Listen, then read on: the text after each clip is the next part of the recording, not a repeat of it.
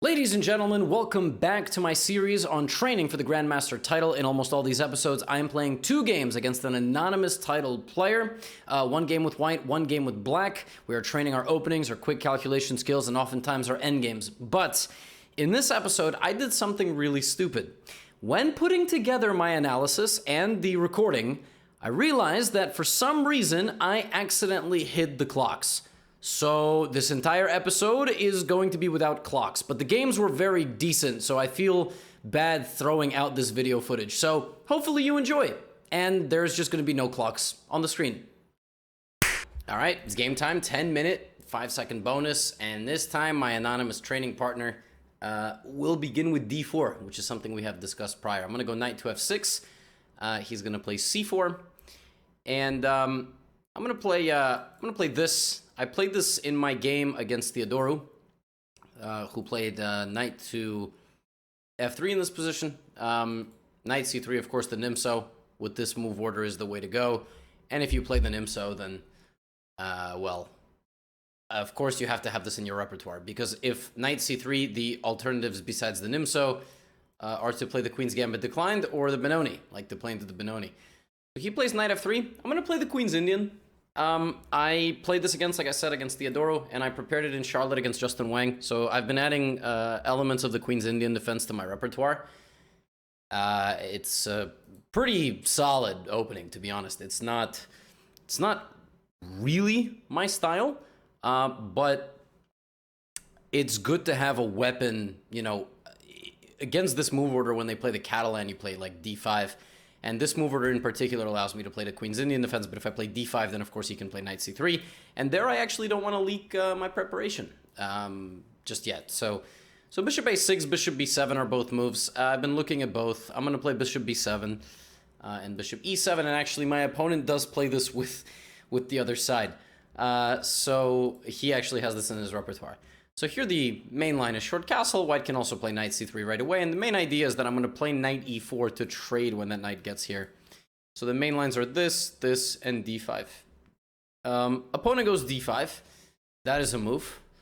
Very aggressive move. So after pawn takes d5, the idea is knight to h4.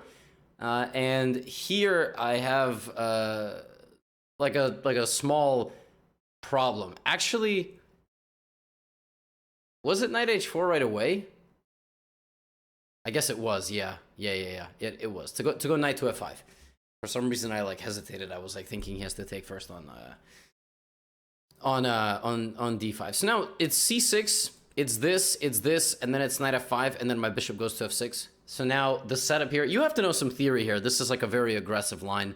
cd5 is very bad. You'd rather go knight takes and have them take with the bishop. Because then you at least would have a damaged structure, but it wouldn't be the worst thing in the world.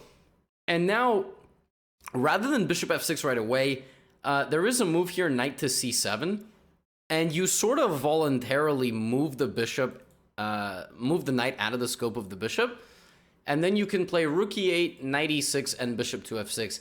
I don't remember in which exact move order you should do what. I have a feeling d5 is a move here.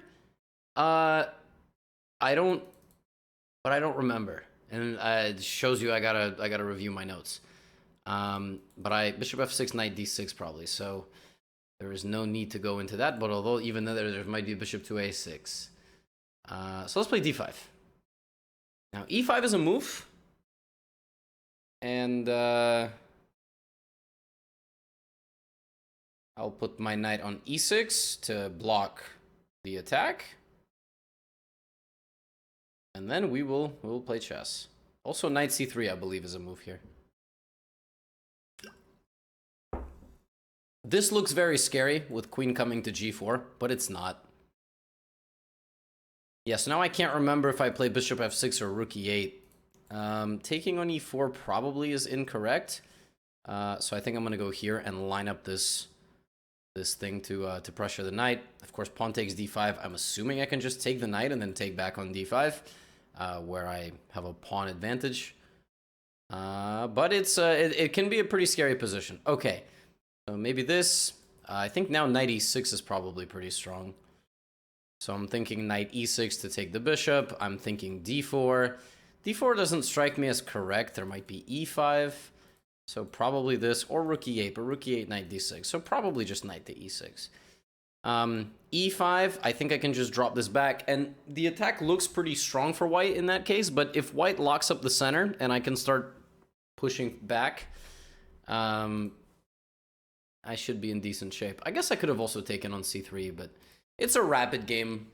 So we're going to try to trust our instincts rather than pure form calculation. Yeah, of course I saw bishop d6. Rook e8, e5, bishop g5, f4. What is going on? Oh, that's not very... Actually, I don't like that. Let me think about this. Did I screw this up a little bit? Oh, man. e5, huh? Then maybe I have g6? No, because then bishop b8. Uh-oh. What have I done? What have I done? Okay. Whoa.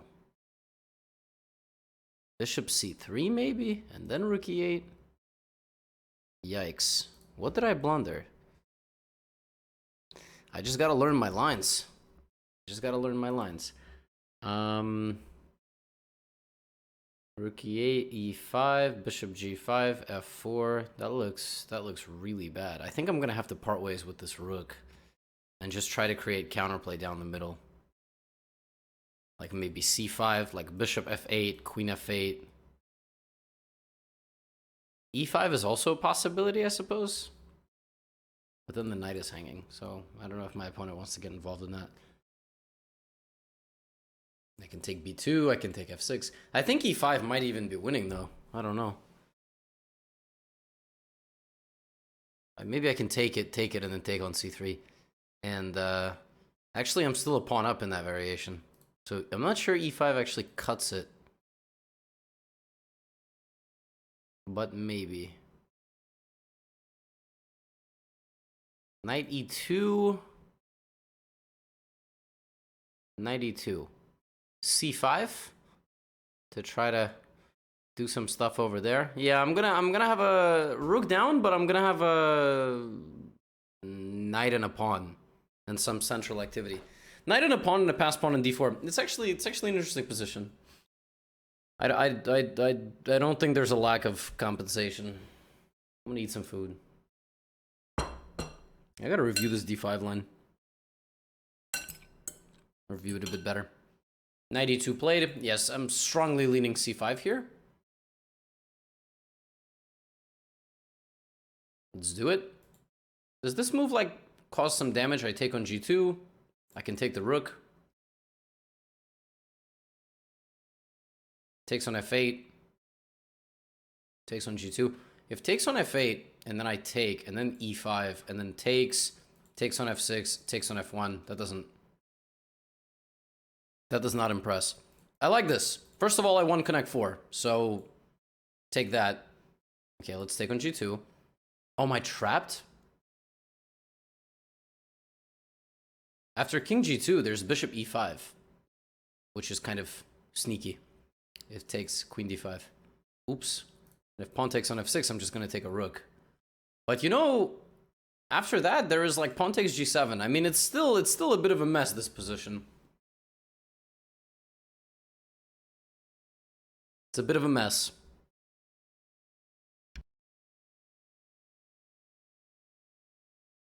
I muted so I could chew. I'm not gonna eat too much, but just Lucy made a very tasty dinner, so I'm gonna eat. I don't know why I said I'm gonna eat twice. That was like my brain malfunctioning. But anyway.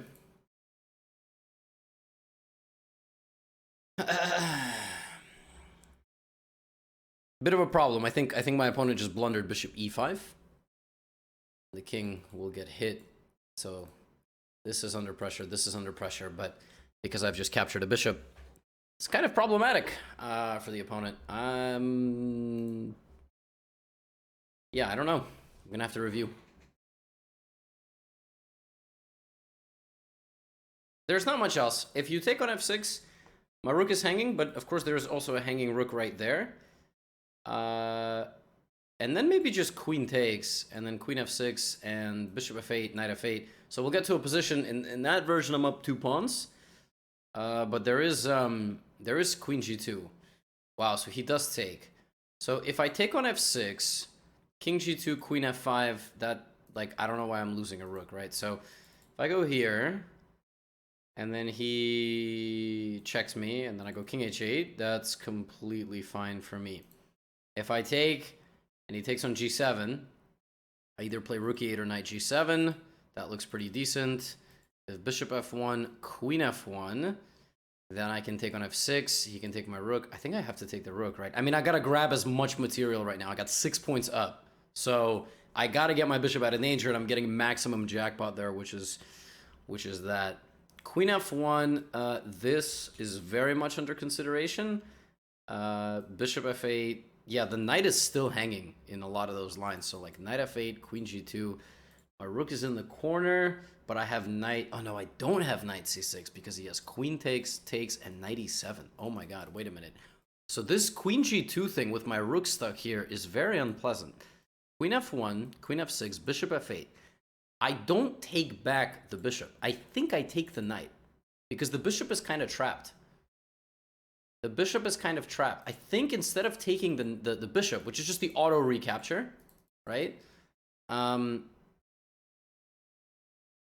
think I actually take the knight instead. So here, check just gets in his own way. And then if you take on f8 right now, I can take on e2. I can sneak away with one more piece before I take back. And I might just be winning. Wow. So I guess e5 was an oversight. To be honest, I didn't even look at e5 in this version. I just assumed e5 never worked. It's a little bit lucky that after bishop g2 there is no king takes g2 because of bishop takes e5. But I guess my instinct was correct, but my vision, I didn't even contemplate e5 right away. I only looked at e5 after taking my rook. Like I just assumed white had to do this because I left the rook hanging. But yeah, that's kind of tragic that here there's this, and then take on e5. And you can still go for the position with bishop f8, but at that point you've now lost 2 pawns. So it's bishop and 2 pawns for the rook, so you don't even have a material advantage. He takes on g7.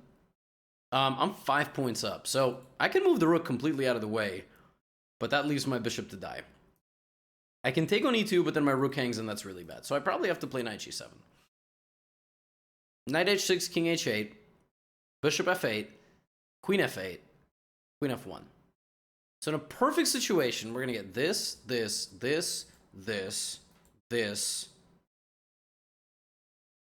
queen f1. And in that position, I am up a pawn. I'm up 1 pawn. And my king kind of sucks. So that's one option. Let's keep that in the back of our mind. Let's play knight g7. And that's probably going to be guaranteed to happen, right? Because otherwise, knight g7, king g7.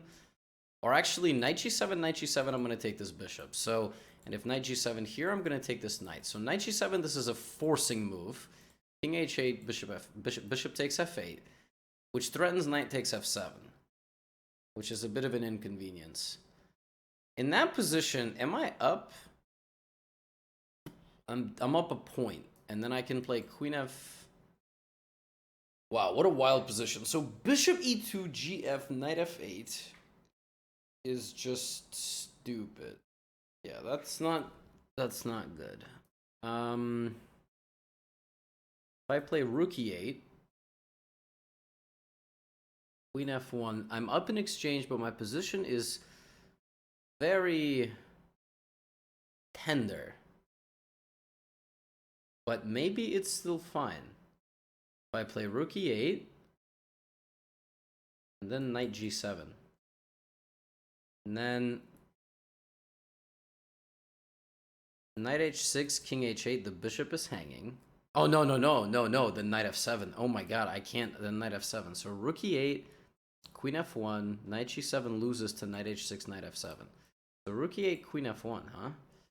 Wow, and then there I have them exchange up, but this is very problematic.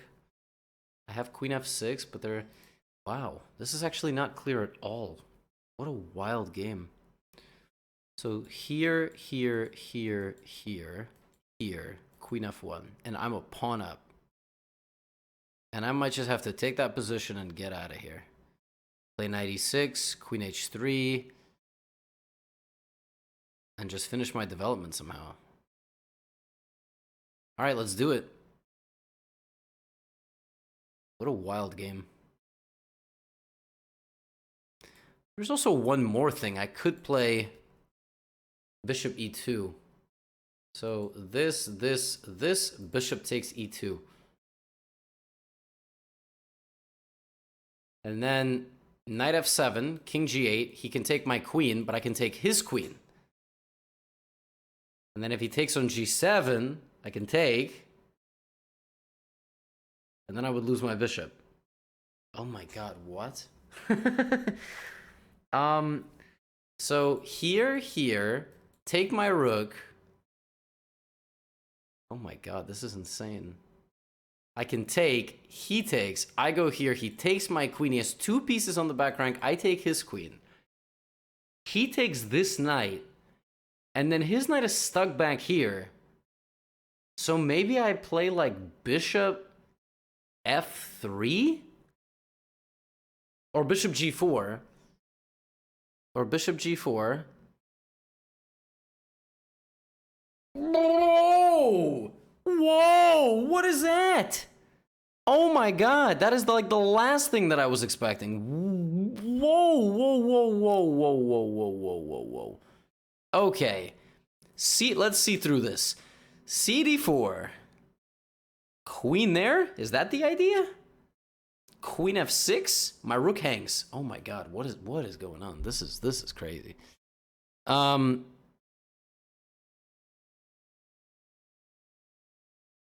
Yo. Okay. This is okay. What is even the threat? Like, can I just get out of here? Can I just play bishop h3? I got no clue what the threat is. I mean, this is hanging, right? So if bishop h3, knight g7, I can even play queen d6. Knight h6, king h8, bishop f8 again, queen f8. That's just better for me. But then he might have like a queen f3 or something to attack f7, but then I can just take. No, I can't, because knight f7, king g. Oh my god, this is crazy. This is one of the most insane things I've ever seen in my life.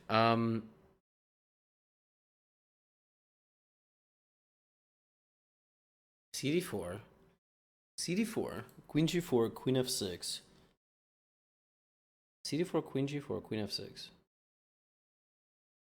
Bishop e7, queen f5. Knight e7, king h8. Why can't I just take? Like this. Why can't I just do this? So I have to go here. Because queen f5, I get mated. King f8. There might be knight g7. Oh my, what? I don't see it. Knight g7. He wants to go queen in over here. So if I take on g7 like this, he has queen c8, which looks terrifying. But I might have like bishop h3 to prevent that. So bishop h3 takes king g7. And then he checks me on g4. I can go to g6. Oh my. This is unreal. But there's also no threat right now. That's the other thing. There is no threat right now. So, what about bishop e2? Oh, then the same thing. Takes. Oh, then I have queen g7. No, I don't have queen g7 because he can win my rook on the diagonal.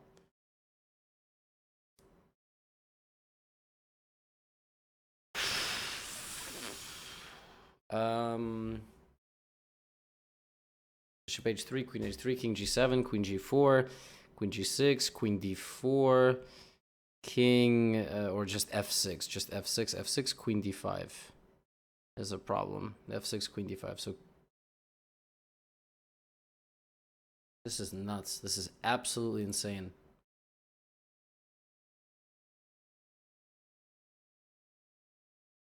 This is absolutely insane. All right, let's just bring you back. I have no idea. I legit have no idea. I'm basically just playing against this. And the knight is stuck. So like knight h5. I mean, queen e5 looks so absurd. But it might be the best move. I don't know. f4, queen e3 is definitely winning for black. Rook c1. I even have knight d7. Yeah, so queen d7, queen h5. There's also knight c6, actually, because queen e1, bishop f1 should win for me. So the thing is that my opponent has these back rank weaknesses, like queen on e1. So rook c6, queen e1 is winning, so I can actually use tactical defense and then maybe even bring my rook. And if I can safeguard my pieces, then I should be okay. Also, was there bishop e2? No, but now there is. So now the threat of bishop e2 is massive. Absolutely massive. Which just x-rays the queen and the knight. So I actually think knight f4 might be forced. Like, you gotta get the knight out of there. Also, I have a passed pawn. So at the end of the day, I can just push my d-pawn, and that can also give me some winning chances as I safeguard my king. Wild calculation game.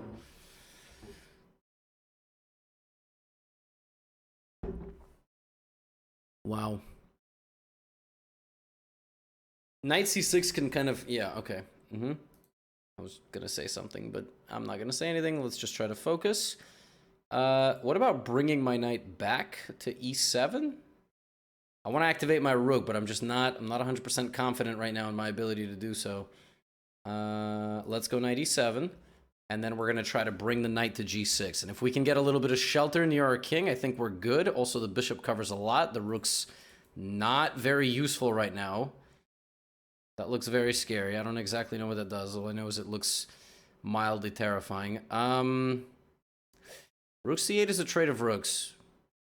I don't know if we're going to get it, but it's a trade. d3 loses a pawn.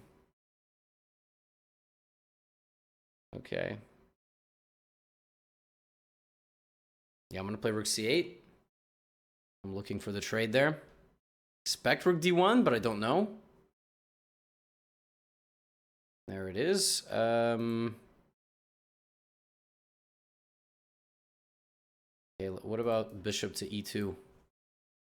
To kind of mess around over there. I guess rook e1, sort of paralyze myself. Oh. Like this?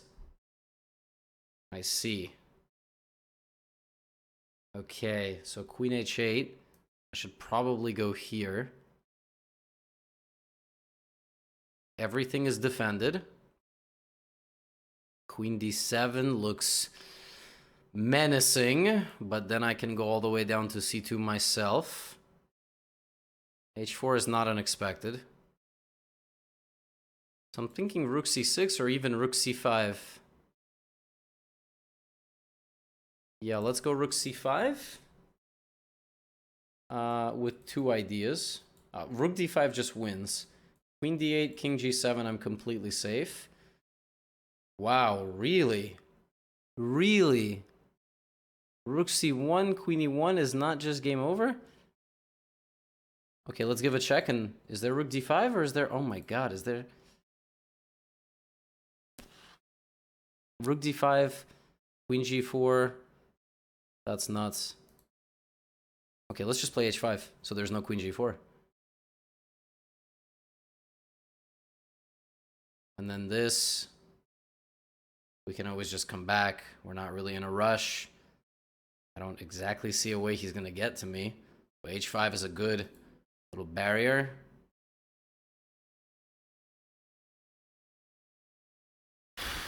This is stressful, but I think rook c1 should... Okay, now he's trying to get in here like this. Oh my god. That's very scary. Rook f5. Rook d8, king g7, or even king h7 is even more precise, probably. God, he could do that. Oh my goodness. This is terrifying. Oh, that hangs a piece. We have to give a check first. And then maybe rook d5 now. No checks, right? Takes. We seem safe. No checks. Rook c2 is bad. I have this. So if I can get I think I've just guaranteed a rook trade. We should be in good shape now. I mean, it's still a game, but if I can trade the rooks, then this is a lot easier for my king. Seems okay. Seems like we should be winning.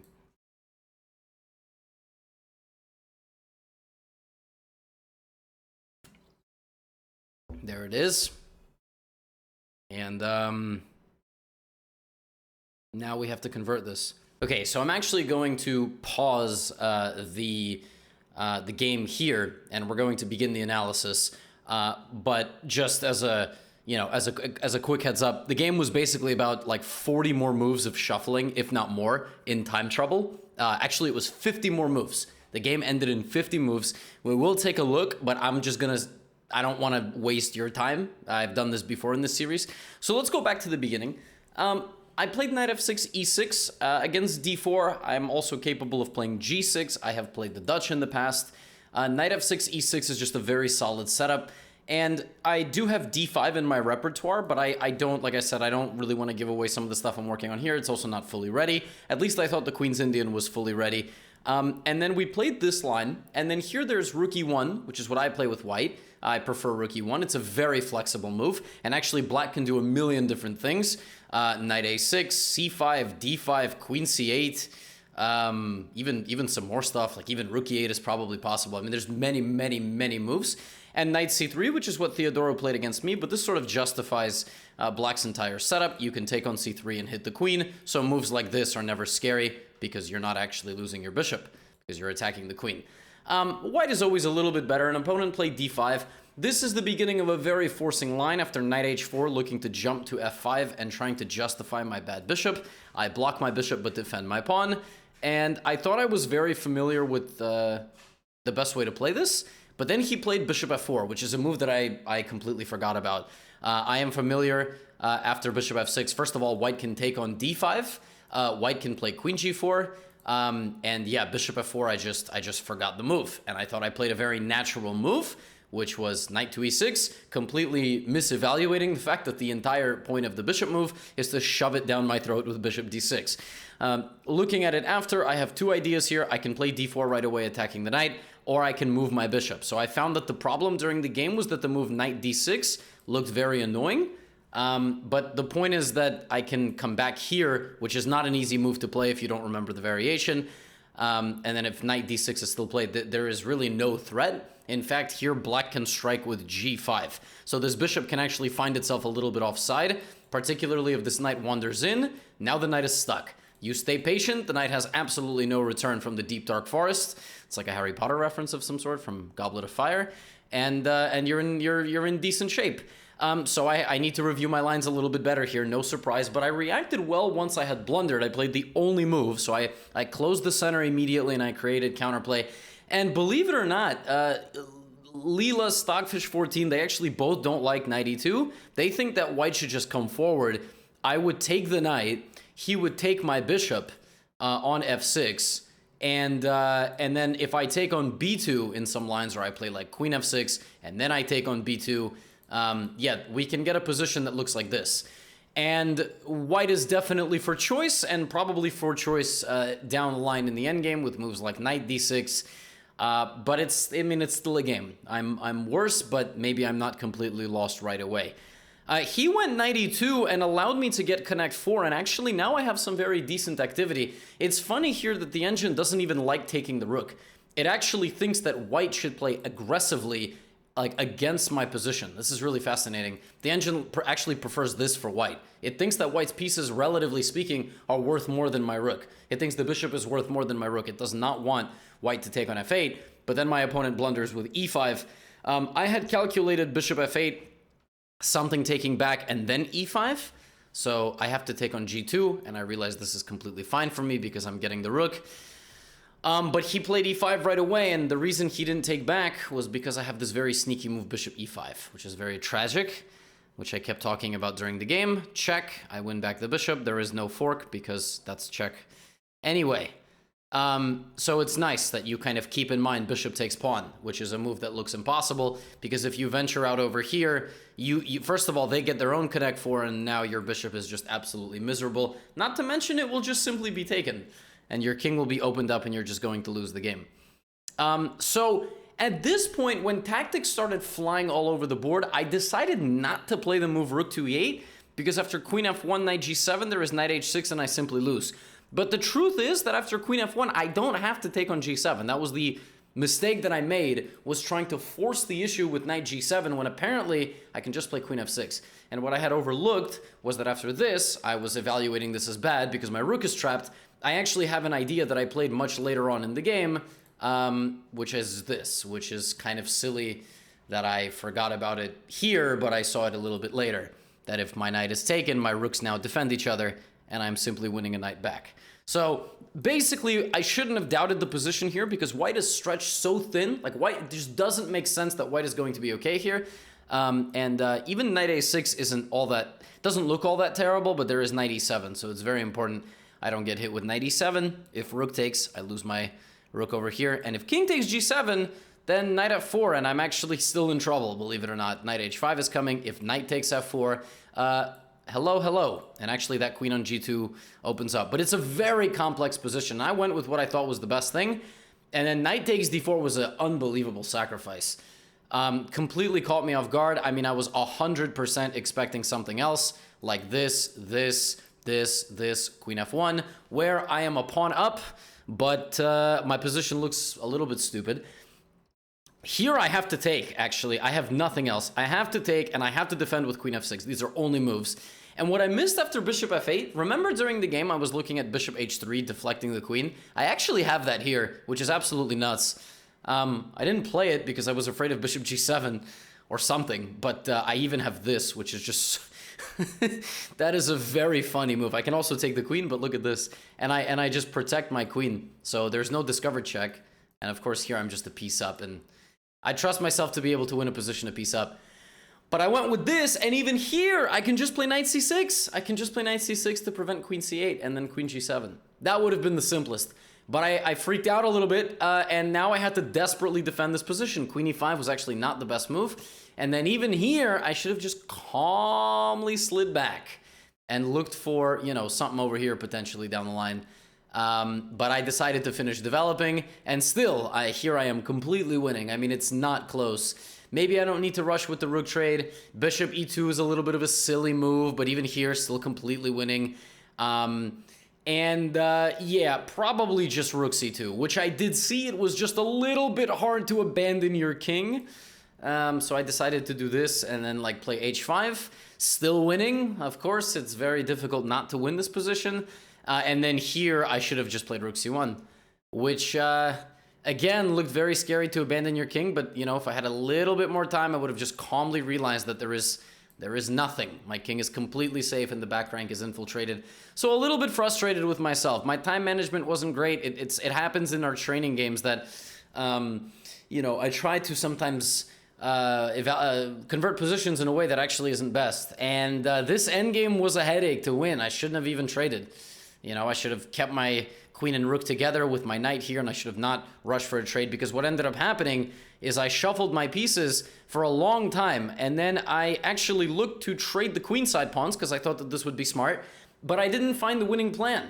The winning plan in all of these positions for me, so it's to avoid getting perpetual checked somehow, avoid losing all my pawns, is to put my queen on f3. This is apparently the way I'm supposed to win this game, and then put my knight on e2 in many cases, which disconnects the queen from the defense of the pawn, or on e4, which is sometimes, you know, desirable, but I couldn't find a way to do it, and so I just absent-mindedly shuffled back and forth while trying to gain clock time, and then finally a little bit later, I just gave away my a-pawn.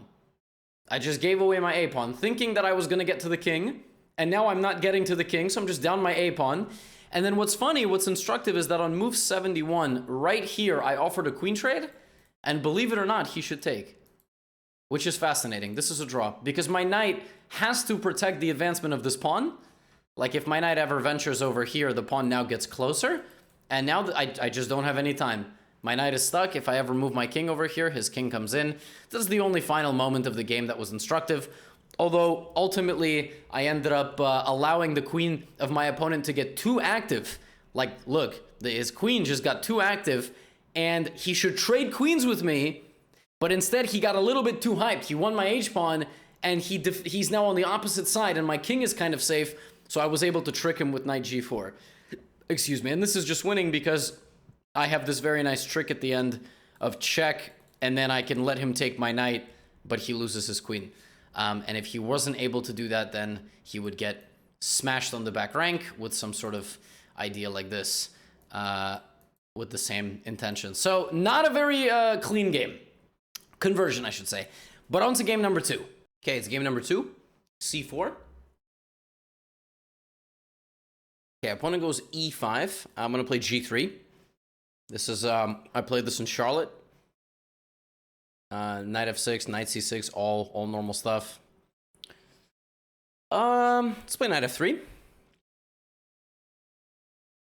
This is a pretty normal system here. E4, knight d4, d5, cd5. I had this exact game against Roussel Rouzman. Okay, opponent plays knight f6. I don't think there is much... Well, actually, the specific difference is that when I play knight c3, they're not going to be able to take with the queen on d5. Also, there might be d3 right away, so I gotta think for a second. I'm playing knight c3. I mean, it's a very natural move. d5 is going to happen in a second. I can take, and then maybe play like e3, bishop g2, or d3 right away. That's supposed to be pretty good for... That's supposed to be pretty good for white. Like d5... takes, and then takes, and I believe d3. Bishop g2 and a quick castles. Queen b6 right away. Wouldn't be shocked if I can just play e3 here. Knight b3 is also a thing. Yeah, what exactly happens if I just hang out in the center with e3? Like, normally you have to get out of there with the knight, but I'm not convinced I have to anymore because I don't think my opponent played this optimally. Like, you could play queen b6 there, this position, but e3 is very solid. I think the way we're developing, I think I'm actually happier here, and d3 is going to chip away at this e-pawn. I think generally when you play knight d4, you have to play d5 right away. Okay, so we're going to take this. It's always part of the plan. Bishop b5 and queen b3 together look really strong. So bishop b5, bishop d7, and queen to b3 look very appealing. Something like a6. I can maybe even play knight d5, bishop d7, and queen d5, and just be a very comfortable pawn up. I think I'm going to do that. I think my opponent really messed this up. I think, although I only looked at bishop d7. I mean, I suppose bishop b5, there's also knight c6, but my plan was to go queen b3 anyway. There's also knight c6, queen a4 to add some pressure, and then bishop d7. I might be stopped in my tracks mildly, but also I at any moment I can flick in the move d3. So yeah, I don't know. I mean, maybe I should have just played bishop g2 and d3, but it's a rapid game, and I have to kind of trust my instinct. So queen b3, queen a4, and I didn't just want to play queen b3, although I have to say, even if I played queen b3, I might have been completely fine. Okay, so queen here creates a threat of knight takes d5. That is very clear, and then if bishop to e6 is the question. Am I actually accomplishing anything? If I take on e6, takes... I don't know. I don't know if I'm fully convinced I have an advantage in that position. I mean, I also can go d3 right away. Why don't I just do this? I don't exactly know what I'm doing, actually. Maybe I was thinking I could just bulldoze the position, but perhaps bishop g2 was the way to go. It just feels like the whole position is super delicate for black. Super delicate. ed3 leaves potential just very big target over here on d5. a6 I don't think really helps, because I can just play queen a4 all the same and pin the pawn to the rook, which is a common idea. I can also maybe take on c6, take on e4, and then play short castle, leaving some weakness. Definitely have an advantage, but I have to be precise. Okay, after a while, my opponent has played bishop to b4, which makes sense. You're kind of trying to release a little bit of pressure on the center here. That comes to mind. Also just getting out of there. Just playing castles also comes to mind.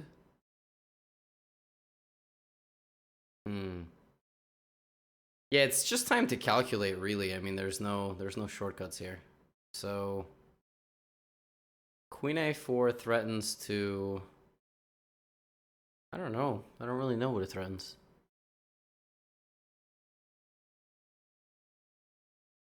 Bishop b4 could be a decent move. Bishop d2 gets out of the way of the pin, and then if the opponent castles, I can play de4.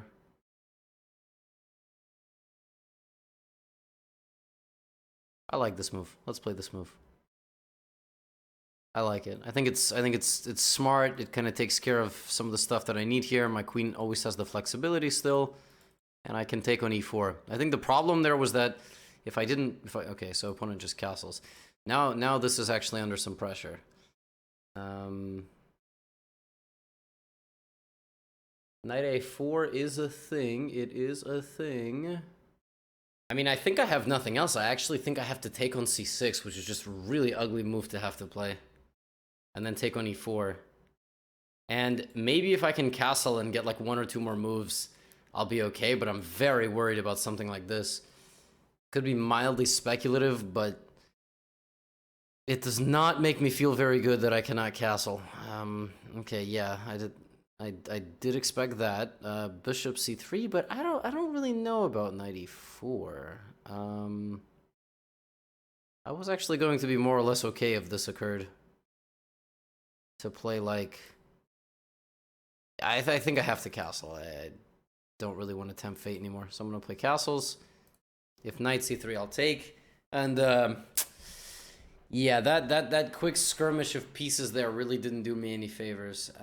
Definitely have lost my ability to get an advantage. I wonder if bishop b5 was just completely incorrect, because I got very excited to play it. Maybe I should have just gone bishop g2 and d3 in the opening. So now I'm going to have to defend, probably. A slightly worse position. Okay, so he's played c5, which I did expect. Let's go back to e2, because I'm thinking maybe knight f4 in the future to pressure this a little bit. Okay, that I don't really like. I don't know why you would just let me have this as a target, unless you're just going to shove it forward. Let me stretch my jaw. Wow, okay. That was not what I was expecting at all. Okay, so knight a4 is a move. Man, I also hope I don't get mated on this diagonal. That would be very tragic, actually. So, let's think. What about just knight a4? I'm gonna leave the pawns. I'm gonna pressure this. So queen c6 is a move, but I have takes, and bishop h3, I have d5. And I'm not getting mated yet. And bishop b7, I also have d5, and I'm not getting mated yet. And if pawn takes, I just have queen d4, bishop h3. Yeah, bishop h3 is always going to be a problem. So queen c6 is always going to be problematic. But I can use the queen as a target if it hangs around in the center for a little bit too long. Okay, he's played queen to d6. Now, what I was going to do here is to play like rook c1 and attack this. Now that I'm thinking about it, this could be a bit of an issue. But there is another idea to play queen h5, which actually prevents... it prevents bishop h3, but there might still be this. If here, pawn takes e3, pawn takes e3? Or even queen c5, actually. Could be a thing. If I can trade like these 4 pawns, I should survive. ED4. I don't believe in ED4. I really think more aggressive means of counterplay right now are required. But I do know that bishop h3 is on the way, so I have to be careful to not do something dumb. Here, here, here. C8, queen h5 is a thing. Let's go rook c1. This was always the idea, to target c5 while it's a little bit delicate. Bishop b7, knight c5 is too slow because the bishop gets hit, so he can't build up the attack. And bishop h3, rook e1. The only way I can get mated there is queen d5 or queen c6. And there it is. And I can always go e4, I think. So queen c6 or queen d5, I thought I just had e4. Although he might think that he's getting something big by playing queen d5. Because now his pawns are like a wedge. But I think I'm going to win c5. Like queen c6, e4. How does he protect c5? He can put c4, but then I take. So I don't know. Like somehow my position is a little suspicious, but he has 2 pawn weaknesses in the center of the board. Queen d5 has been played, so unless I'm blundering something, we're going to go for e4. I see nothing else. Queen takes a2. And knight c5, queen b2. Wild game. Really don't know.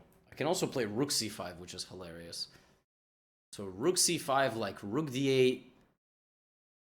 Somehow my piece is like not trapped. Maybe rook d5. Takes. Queen comes, but no, then mate is threatened. It's not the end of the story.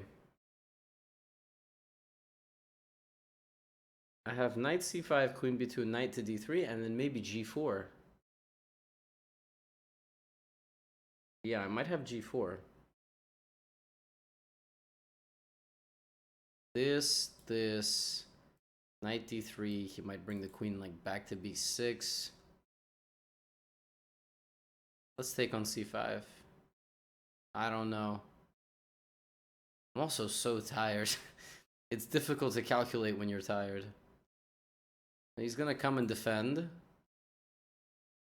I'm gonna play knight back to d3. So this pawn's delicate. Knight f4 is gonna hit the bishop. And then I'm also gonna be hitting this. I would imagine queen b6 to kind of stay glued to the pawn. Unless he just missed my idea completely, but I don't know. So knight f4, and this is coming in a second, and I don't even know who's better, to be honest. I guess he missed my idea. I was playing fast, admittedly. So, yeah, the awkward bishop on h3 stumbled in, and now I might even try to be playing for advantage. I don't know. Like, if I can win the a7 pawn somehow after I get to d4, then I'm definitely playing for a win, which would be very nice. I think I'm going to take on d4 without taking on e6. I think this makes a bit more sense to me. This bishop isn't really a problem, so I don't think I need to trade for it just yet and open up the rook. But that's just my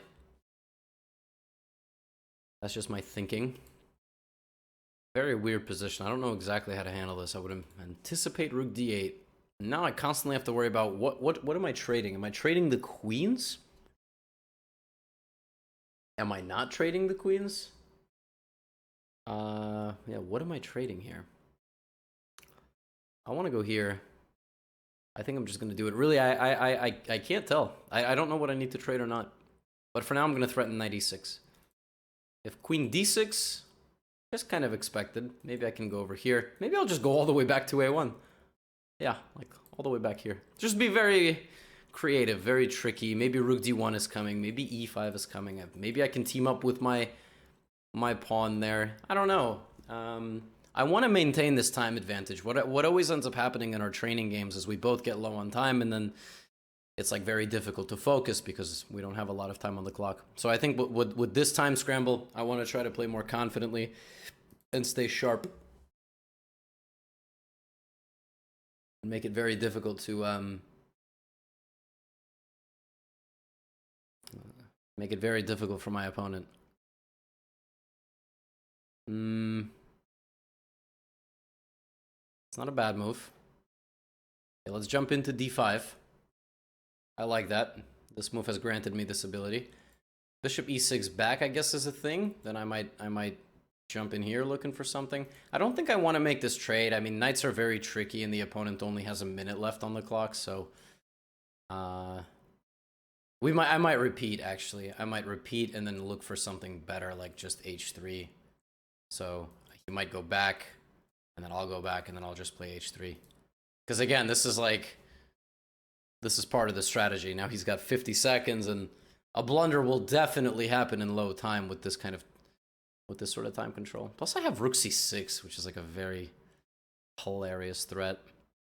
Rook c6 is kind of vicious. I don't know how good it is, but it looks pretty cool. c6, I really want to play it. But then queen goes back to d7. Rook c7, and then queen d6, and then I don't know.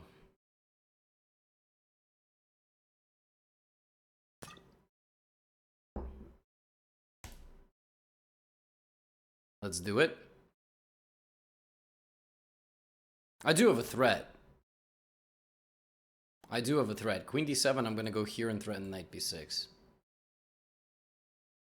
So, at least that's what I think I'm trying to threaten. But rook c6 will definitely come as a bit of a shock value. It seems to be working. Wow. Is the queen getting trapped? Somehow? Wow, I see, that's, again, not a move I really expected. Like, what about rook b6 and rook c7? That looks pretty brutal. Or rook a6?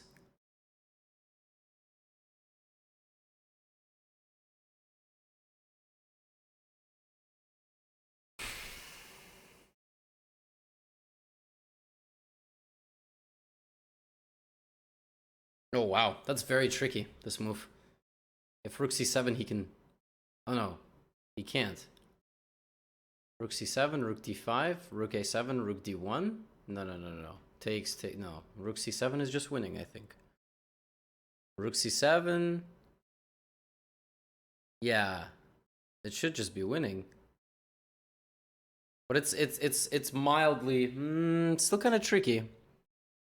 It's not over. I have some queen c3 move.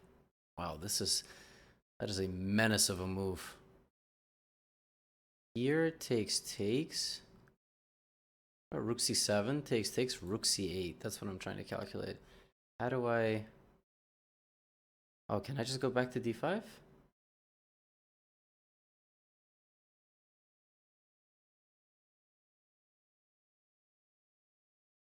So, takes. Yeah, see, I thought this was going to happen, but I think I have just knight d5 here. And this should just be winning for me.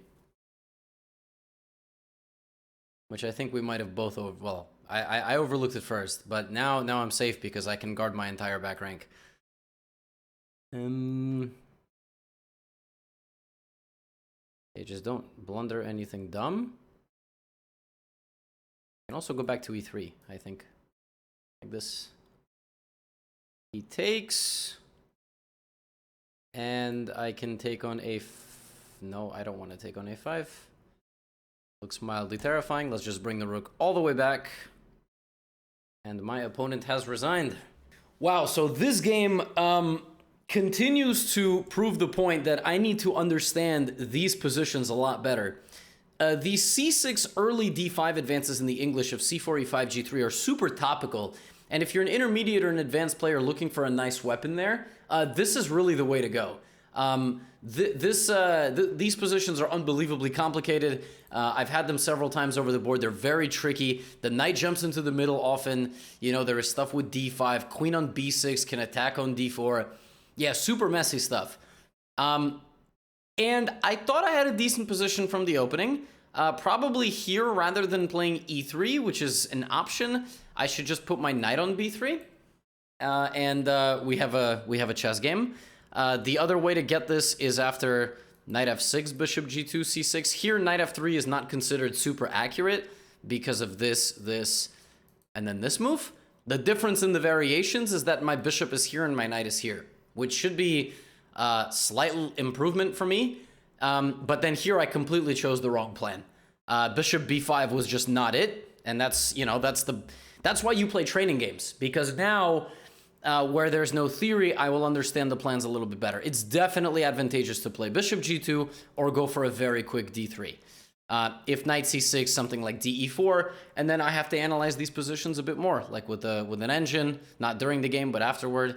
But definitely the way to play this is to play something with bishop on g2. Here, if knight c6, I can even back up maybe, or castle. So something like knight d4, e4, this is too much. So this you cannot play with black, because at the cost of a pawn, you are lacking in development, and I can even play d3. And if you're going, well, I don't understand, just this. Yeah, well, white is down 2 pawns, but black is way too deep in the cookie jar. The hand is like all the way at the elbow, or the arm is at the elbow. Very, very problematic. Rook d1, bishop g5. We're going to crash through in the center. Opponent played well. Bishop b4 was a very good move. In fact, probably the best move. Kind of paralyzing me a little bit. And the endgame that we got, like this one, clearly better for black, if not just outright winning. It's winning because black has more activity and I have just really bad light squared problems. I really didn't think that these light squared problems were a big deal during the game. Like, I thought I would kind of figure it out. I will say that I don't think that knight takes c3 was the way to go. I think he should have kept the pressure on me. So rather than trading my pieces, you see what he did here? He traded a really active knight and left me with some hope.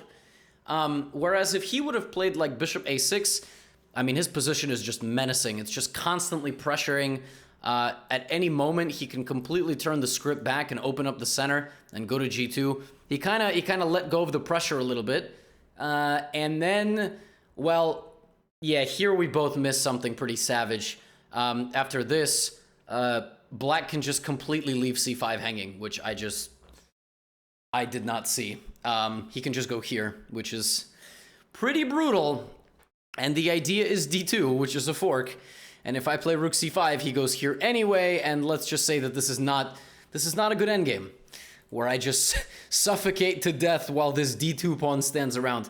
Although it's very difficult to find the win here. The win after all this whole sequence, f3 is necessary to prevent bishop to g4, and bishop g4 is not playable here because I have danger levels. I would play this move, which is tragic. But yeah, after this rook, yeah, he has bishop back to d7, which is not easy to see. Like, disconnecting and just going for this.